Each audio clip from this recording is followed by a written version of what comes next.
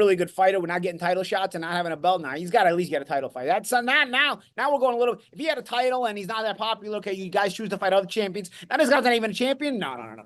I can't have it. Can't have it. Can't do it, Hendry. Can't do it.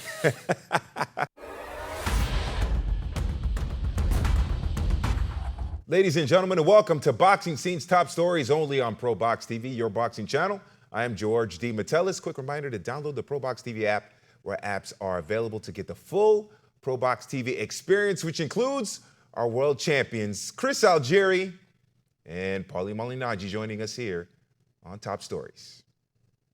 Well, a big fight at 140 this Saturday on the Zone, with Regis, the Rougarou Prograis, squaring up against Jack El Gato Catterall in a non-title bout in Manchester, England. Now, Prograis added some spice to the bout by playing a voice recording from Catterall's outspoken manager, Sam Jones, saying that Prograis would flatten Catterall. Now, saying, quote, "I like Jack, by the way." This is what was on the recording. Jones could be heard saying, "I know him very well, but I do think you flatten him. You understand what I mean, because you're a different guy to Josh Taylor. Jack wants to fight you, but I think," and then that's where the audio becomes inaudible, we'll put it that way. But Jones responded in the press conference by saying, quote, "I know when that was. I know when that was. Regis, I've got some messages of you. So just think very carefully before you play that next one." This is before I knew Jack. This was before I knew Jack. I'd never met Jack before. I had never met Jack. And I've only known him 2 years, Regis. I've got some messages of you, and they will be posted later, adding some spice to this Saturday's fight in Manchester, England. All right, Chris, who wins this fight between Prograis and Catterall, and why? You know, this is an interesting fight because it's one of those fights where timing matters. And a couple years ago, if you asked me about this fight, I was Regis Prograis all day long. Because a few years ago, man, he was a real nightmare, real difficult guy to deal with. Aggressive guy, good power, brought the pressure throughout. You know, he had a great performance against Zepeda, who's a very, very tough guy. He was able to break him down, get him out of there. And, you know, he fought Josh Taylor, I mean, tooth and nail, like in a real tough fight when Josh was tip-top. Josh ended up getting the win that night, but it was a really good showing by Regis. And with Catterall, he's really come into his own very recently. You know, he wasn't very active. He wasn't getting a lot of momentum or steam behind him. He fights Josh Taylor for the undisputed championship at 140. A lot of people thought that he won that fight that night, and then waits for like 18 months till he gets that rematch. Finally gets it, gets revenge, gets his redemption, beats Josh Taylor. But alas, Taylor did not have all the titles like he did, you know, when they fought the first time. So Jack dominated in that fight, in that matchup. He fights Linares, who's 200 years old by the time he gets him, but has had another win as well. So Catterall is really coming into his own, and he's shown himself to be a world-class guy and a very, very difficult style to deal with. And Regis, as of late, hasn't looked that great. Doesn't throw a lot of punches anymore. Isn't that same aggressive style and two-fisted attacker like he used to be. So you know, at this stage of their career, I think that Catterall, based on his momentum and activity, should take this one. Yeah, Paulie, who do you think wins this fight between Prograis and Catterall? Yeah, it looks like Catterall is obviously more, the momentum is with Catterall. You know, sometimes I push back on the champ, Chris Algieri, but I'm going to double down on what he said here, because here's the thing about not just picking Prograis a few years ago and not picking Catterall. Also, you got to remember, Catterall, I mean, I hadn't seen Catterall fight before I saw the Josh Taylor fight. So you go back a few years ago, not only is Prograis looking like at his very best, but also you're going to be saying, who's Josh, who? Catterall, what? You know, so, you know, while all of a sudden here in the States, you see this Josh Taylor fight, Josh Taylor, a guy who had obviously made his name and was very well known in the States from a boxing fan's perspective. Suddenly, you know, you're looking at this guy, Josh Taylor, is making him look bad. I mean, this guy, Jack Catterall. Jack Catterall. Too many J's here. Jack Catterall making him look bad and probably winning that first fight and getting robbed. And you're like, whoa, there's a new player here at 140 pounds. And remember, this 140-pound division, it's a lot of mixing and matching going on. Nobody can really grab the bull by the horns. It's like just when you think that somebody's going to grab the bull by the horns, they get beat and somebody else comes into play. I actually love that. This is what happens when top guys fight top guys constantly. Nobody can actually remain at the top that long. It's impossible to keep beating consistent top guys. If your favorite fighter did that, he's ducking the very best top guys. I'm sorry to break it to you, okay? for the most part, except Mayweather. I don't know about that. I know people said Mayweather used to duck some guys, but I don't know. Within his stable, he beat a lot of good fighters. Anyway, let me get back to the point. Let me not get off track here. But here's what I'm saying. Catterall now, the momentum is with him.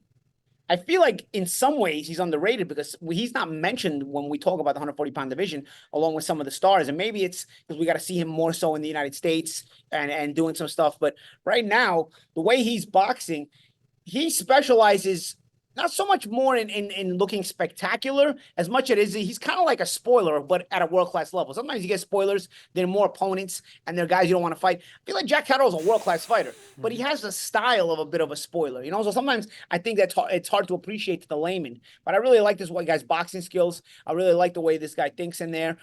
He's very, very cerebral. And honestly, was it a bad night for Prograis against Haney? Yeah, it was a really bad night. It was a very sharp Haney, but is he going to be the same anymore after this? We'll see. So, Paulie, let me ask you, the winner of this fight, where do they slot in terms of the 140-pound weight division? I don't know that anybody – I think the winner is going to be Jack Catterall. I don't know that anybody's going to necessarily be in a rush to fight him, honestly. Again, I feel he has a spoiler style. I'd love to watch him fight, and I'd love to watch him fight against the top guys in the weight class, but I'm not sure that everybody else is going to be in a big, big rush to fight him. He's got more of a following over in the UK. People aren't going to be willing to go there because he's not a huge name here in the States. Maybe if he was a huge name in the States, they'd be more willing to go to the UK, like sort of a Ricky Hatton was, where guys went to the UK to fight him, and because he came back and forth, right? But as much as I'd love to see him, I don't know that everybody's going to just jump at it, man. Would I like to see possibly like a Liam Paro versus Jack Catterall fight? You know, yeah, I think it's cool, but I don't know that generates those bells. You know what I mean? I don't know that generates that excitement to all boxing fans. I think it's a cool fight because I think it's two top level guys at 140 pounds, very, very skilled guys, and an always changing weight class. These guys going head to head would continue that momentum because somebody would have to fall off again. I don't know. We'll see how it plays, man. You know, you can never predict boxing the way it's going to play out. But I think after Catterall wins, which I'd be shocked if he doesn't, after that, it's hard to predict where he's going to get placed in the 140-pound division. Yeah, Chris, same question. Where does the winner of this fight slide in at 140? Well, if Prograis wins, if he happens to pull this off, even at 35 years of age and coming off of a year-plus layoff, I mean, he jumps right back into the picture. I think people would actually be lining up to fight him because he has a name recognition, especially here in the States. So he could probably get a title fight pretty easily. Now, Jack, I agree with you, Paulie. Just like you were lukewarm about, you know, those matchups and him fighting, even like a Liam Paro, you're like, yeah, I'd like to see it. That's kind of how people feel about Jack. He doesn't really move the needle, especially on this side of the world, to where people are really excited to tune in to see him fight. So there's a lot of talented guys in this division, but like you said, they're all changing hats and switching positions quite often. And I have a feeling that Jack will probably get lost in the shuffle because Jack, people are not going to be lining up to fight him. His style is very difficult. He's a very talented guy. He's getting more and more experience. I think he's looking for his 30th win in this fight. Yeah, he's a tough out for anybody in the weight class. And if you're not really moving the needle, there's not really a reason to fight him. Jack has a major world title as well, right? He's a WBA title at this weight class. Is he a world champion? Is he a title right now? I don't believe so. No, so it wouldn't be a unification with Paro. Right. I would give it a little more luster as well if it was a unification. But so he's not. Okay. Yeah, he's currently. This guy got to get a world title fight then. Yeah. Yeah, he's currently. This fight is a non-title fight, no belts. But that's the point, Paulie. Is the champions are not going to line up to fight this guy. You're not going to line up to give him a shot because of what I just said. One, he's a very difficult style, and two, he's not a super profile guy where it's going to be worth the risk where you're going to get paid a bunch of money. He's a very difficult style. Even if you do beat him, it's going to be a rough, ugly night. Yeah, but now we're talking about a really good fighter. We're not getting title shots and not having a belt now. He's got to at least get a title fight. That's not now. Now we're going a little. If he had a title and he's not that popular, okay, you guys choose to fight other champions. Now this guy's not even a champion. No. I can't have it. Can't do it, Hendry. Can't do it. We knew we were going to get a movie reference in here eventually on one of these top stories there. Goodfellas, yes, for sure. Yeah, certainly we'll see what happens there with Catterall and Prograis, and the winner. We'll see how they fit in at 140. And, of course, well, Catterall, 3 straight wins coming into this fight, and Prograis coming off that loss in December of 2023 against Devin Haney, 140. We'll see what happens there. And, of course, we'll have reaction of that fight here on Top Stories.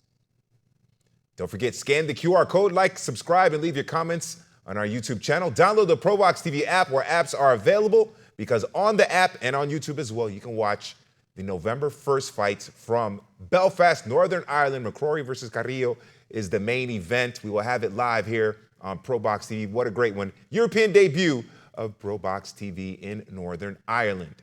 I am George DeMatteis. This is Boxing Scene's Top Stories. November 1st, ProBox TV makes its European debut in collaboration with Conlan Boxing. This stacked card starts with hometown fighter Padraig the Hammer McCrory returning to the ring to take on the hard-hitting Colombian Leonard Carrillo. And in the co-main, the UK's Robbie Davies Jr. clashes with former two-weight world champ Javier Fortuna of the Dominican Republic. Live from the SSE Arena in Belfast, Northern Ireland. For more ProBox TV, scan the QR code on the screen or go to the App Store and Google Play. ProBox TV, your boxing channel.